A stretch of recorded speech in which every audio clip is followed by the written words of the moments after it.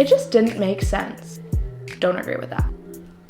No one is going to be rereading this book.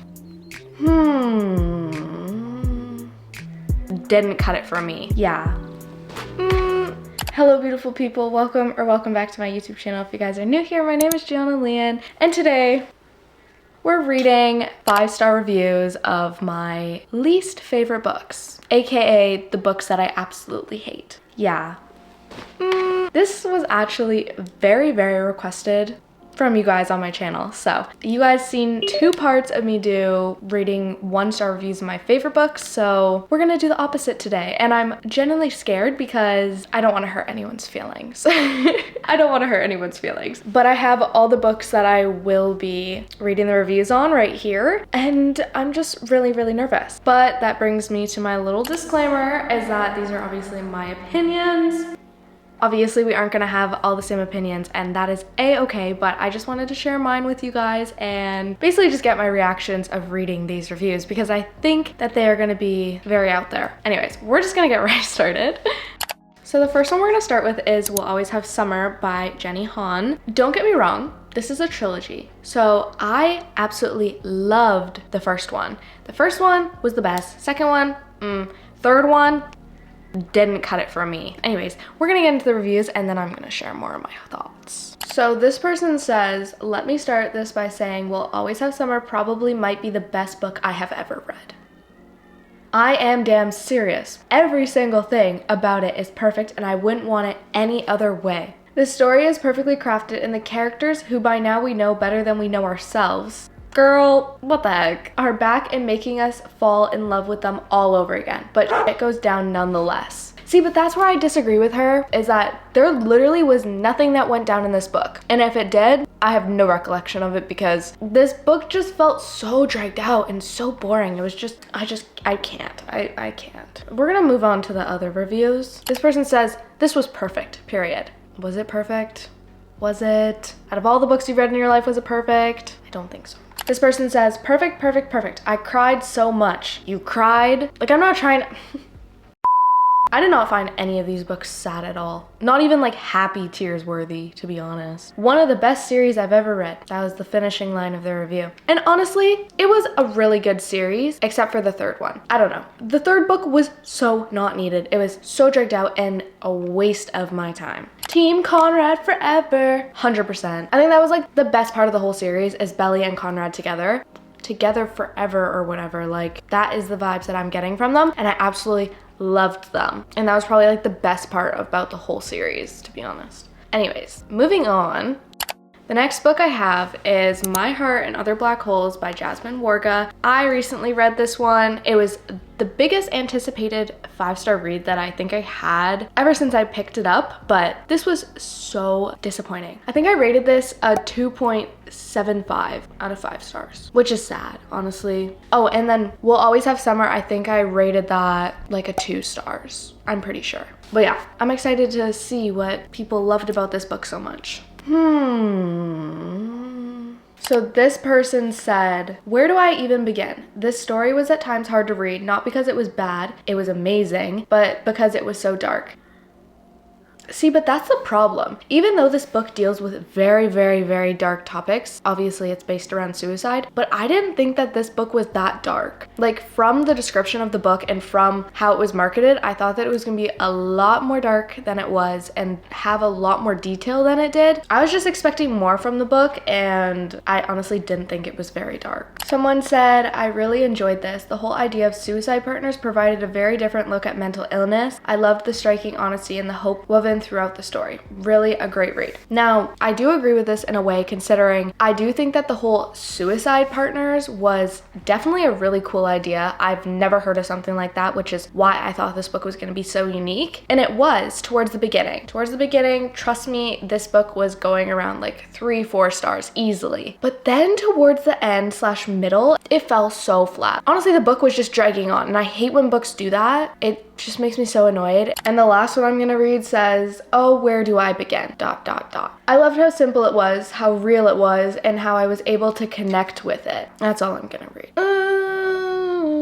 Obviously this one's kind of hard to judge reviews because it deals with such hard topics and stuff like that. It's hard because everyone's gonna have their own opinion in a special way depending on how they feel and what specifically they are going through or have gone through. So I completely understand that. But for me, I thought that it was too simple. They said they loved how simple it was, but it just didn't have much depth. Next, you guys can't hate me, okay? You can't hate me. It's just my opinions, I promise. I'm nervous. Six of Crows by Leah Bardugo.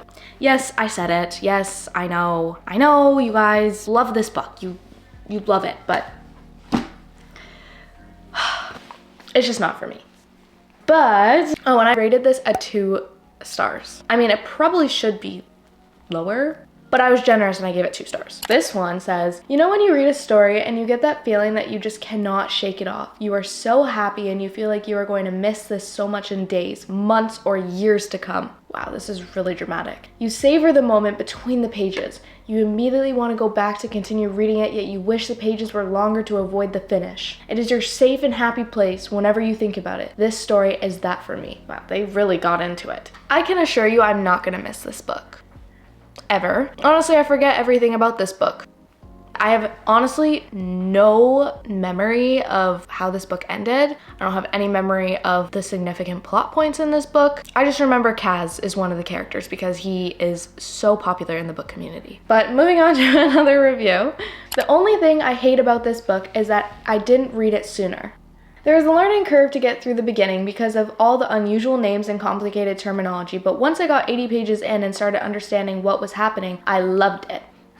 Well, that is definitely one of the things that I still cannot get into with fantasy is all the characters' names in the world building. It doesn't make sense to me. It takes way too much brain power. I want to be able to enjoy reading a book and not be confused the whole time. This book, I was confused. And a lot of people say that the world building in this is pretty easy to understand compared to other fantasy books, but I don't know what it is. I just can't grasp it, and I just couldn't do it with this book. So this book was just a pain to read, is basically what I'm trying to say.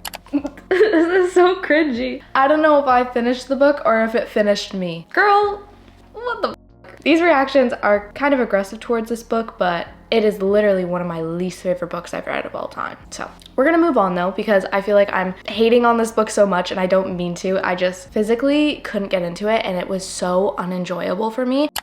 Next, I have The Honeys by Ryan LaSala. And don't get me wrong, I don't absolutely hate this book. I'm pretty sure I rated it a solid 3 out of 5 stars, which isn't terrible, but I'm curious to see why people loved it so much because I felt like it was very, very average and just not as enjoyable as the synopsis. It doesn't really match up with all the anticipation that the blurb on the back gives you. So this person says, Ryan is so good at this. Just read the book. It's a slow burn of a mystery with a narrator that you want to protect at all costs. A slow burn mystery? I'm sorry, but the whole romance subplot in this book, I felt like it was so unnecessary. Like, I did not care about a romance that just gets thrown in there. Like, I want to know the mystery part of it, and I want to know what happened to Mar's sister and why she died the way she did. Like, it could have been such a better book if it just wasn't there. But obviously, that is my opinion. I just didn't see a need for it whatsoever. This person says, wow, this was spooky as a completely unexpected. I absolutely did not see the end twist coming. I do agree with that. Some of the parts, I was like, this book is taking such a weird turn, because when I saw that it was classified as like horror, I was like, oh, okay, there's just gonna be some like paranormal things. But some parts were so gruesome. I was like, this is in the book right now. I was like, I'm reading this in the book right now. It surprised me, honestly, because I wasn't expecting that, but I can agree with that in a way that this book was a lot spookier than I thought and definitely had me feeling super uneasy during parts of it.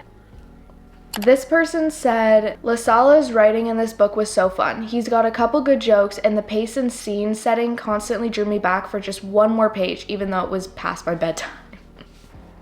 It was past their bedtime. But no, I did not find this book funny at all. Like, I remember majority of this book and I don't even think I laughed like once. Like, I didn't find anything about the book funny. It was just so ordinary. Besides the whole plot section, that was very unique, but the whole like writing and the characters, It was just so ordinary. Not only that, but I felt like this book got dragged on. Like, I feel like it did not need to be however many pages it was. I think it could have been shortened at least 50 pages. The last like 50 pages was not needed, or it could have been condensed from the middle section of the book. It was going, and it just flatlined. And then at the end, it just took a straight dip. That's basically how I felt when I was reading this book. So it was not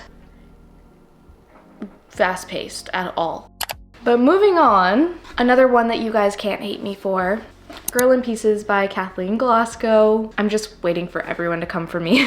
I don't know why you guys love this book. I've talked about it so many times on my channel and I just can't figure out why you guys love it so much. Maybe I'll try to do a reread of this book and maybe my opinions might change. I don't know, I just don't know. This review says, this book is gut-wrenching. From the first chapter, I got that girl interrupted feel. With that said, I knew early on this was going to be a heavy book tackling many hard-hitting issues. See, after I finished this book, I did not think about it ever again. And I know a lot of people say that it's meant for like a specific audience, but it wasn't even just about that. It was the writing. It was so bland. It was just something about her writing that I absolutely did not like at all. But the one thing that I can agree on about this book is it did give me Girl Interrupted vibes, but personally I can't really relate it to that because I loved Girl Interrupted and I just didn't like this one. But it did kind of give me like the same ideas and the same sort of topics that was talked about in this book basically. But moving on from this review. Okay, so this is another one about her writing style. The first thing that gripped me about this book was the writing. Glasgow's style is so thick with emotion and yet sparse on the page. In places it reads like poetry. No way. No way. Like, I just couldn't do it with her writing. I think that is what mainly pushed me so far away from her book, is her writing. Because if I don't like the writing in a book, I'm not gonna like the book. No matter the plot, no matter the characters, no matter anything, if I can't get into the writing and I don't like it, it's just not gonna work. It's not gonna work. This person started off her review with a bang. Wow, just wow. I saw so much hype for this book and I knew I had to read it immediately. I'm so glad I picked it up because it was so good. I have never read a book by Kathleen Glasgow before, but I'll definitely read her other ones. See, that's opposite for me because originally I wanted to read another book by her after I read this one because I thought I was gonna love it so much, but I completely took that book off my want to read because there's no way I'm gonna be picking up another book of hers. And the last review I have is, this one I kind of agree with, so it's a good one. This book is so fucking angelic. Don't agree with that. She's a little slow and confusing in the beginning, but it's all worth it. Cut that part out, but what she said, she's a little slow and confusing in the beginning. This book was slow throughout the whole thing. I literally felt like this book was moving like a turtle. It was just so slow. I couldn't do it. This person gets it though. I don't think it was necessarily confusing. I think it was just the writing style that made the whole book confusing. What was happening in the book wasn't confusing. It was just the whole execution of it, basically. The last one I'm gonna do, this one isn't even reviewed that good, so no wonder I didn't like it. It is Love in the Time of Serial Killers by Alicia Thompson. This was also a very big anticipated read for me. I did a reading vlog on this. Kind of really disappointed in the book, but the cover's beautiful. Main reason why I even picked it up in the first place. I ended up rating this book, I'm pretty sure like a 3.25. I don't know why I did that because that book is a lot lower than that now. So I'll have to change my Goodreads rating. To get into these reviews, I'm nervous. This book made me laugh all the laughter. Alicia Thompson read my mind and gifted me with the true crime-loving grad student protagonist of my heart. See, my main problem with this whole book was that all the characters in the book were so boring. It seemed like they had the most boring lives I think I've ever heard about. And not only that, but nothing happened in the book. Literally nothing happened in it. The whole time, she's just trying to finish writing her true crime paper that she has to write for school. And that's about it. Like, that's like the only thing I remember from this book. So the whole protagonist just made me so angry. I just hated all the characters. This one says, this book was an absolute delight. Delight? Phoebe and Sam gave me all the next door neighbors. Hello, forced proximity. No. Adorable, sweet, and spicy romance that I needed. Smart, clever, and slow burn steamy. This book was not spicy at all. I think that there was like one scene that was like a little bit spicy, if you want to call it that. But other than that, this book cannot be classified as having spice in it. And also the whole forced proximity thing, they literally had no depth to them. It wasn't even forced. It was just a weird encounter that turned into something bigger. It didn't make sense. The whole book just was a mess. This one I kind of agree with. Bit weird, but insightful and wonderful. So the bit weird part, 100%. I think the characters were just so different. They were not really characters that I normally read about in other books that I pick up, but I feel like that kind of played a part in why I couldn't connect with the characters. Because I feel like that's also another big thing, is if I can't connect with the characters, I just feel kind of all over the place in the book. But it says, I love it when we get into the heads of the characters. Thompson really took the opportunity to create a wild and, dare I say, kind of weird character in Phoebe. And I agree with that. She definitely was a lot different than the average book girlfriend, which I think was kind of unique, and it was kind of cool seeing that side of a character, but I don't know, it just didn't fit with the story and it didn't fit with the love interest. It just didn't make sense. What the heck?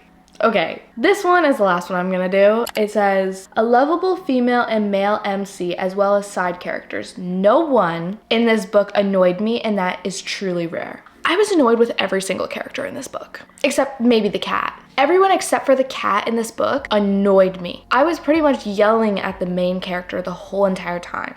But anyways, I think those are all the reviews I'm gonna read. I hope I didn't hurt too many of your guys' feelings. I'm so sorry if you guys absolutely love these books and they're some of your favorites. I wanted to love them too. Trust me when I tell you guys this, I wish I loved them too. I just couldn't do it. And there's so many other books that I absolutely would die for, and these ones just didn't make the cut. They didn't make it. But anyways, I am done reading these reviews. I've had enough, and I really hope that you guys enjoyed the opposite of the other videos and switch up a little bit, you know. But I really hope you guys enjoyed today's video. If you guys did, please make sure you like, comment, subscribe, all that YouTube stuff you guys know how to do. And don't forget to check out both parts of the other versions, because those are also hilarious, funny videos. Just leaving that there, but I really hope you guys are having an amazing, wonderful day, and I will definitely see you next time. Bye! Like, I'm not trying to... I didn't like that intro. These reviews are boring me. There's an eyeliner. No, I can't say that. Oh no, my thing is heating up. Bye! Ew, why'd I say it like that?